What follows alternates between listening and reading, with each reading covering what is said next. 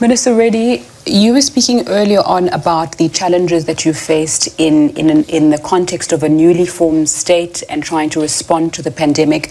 Just talk to me then about how do we future-proof health systems against those kind of pandemics that you've spoken about from a governance perspective as well. As I said earlier, governments will have to be focusing on two things. One is preventive care, and the other is curative care. And looking at this from the lens of how to improve this healthcare, one would have to be talking about availability, accessibility of healthcare, and also affordability of healthcare. All these three would have to be moving in line. In order to do that, from my state's perspective as to how we have been wanting to move forward is, we've taken every 2,000 people, every population with every village with 2,000 population as a unit, and we're coming up with village clinics. Okay. And then we're taking up every 30,000 population as a unit and classifying it as mandal, and where we're coming up with 2 PHCs, primary health centers. These primary health centers would have 4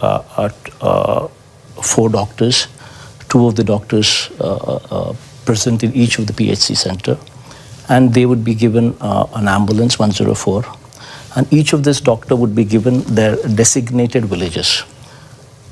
So 5 villages or 4 villages, depending on the mandal size, to each of these doctors. And these doctors, every alternate day, would hop onto the ambulance and visit the village.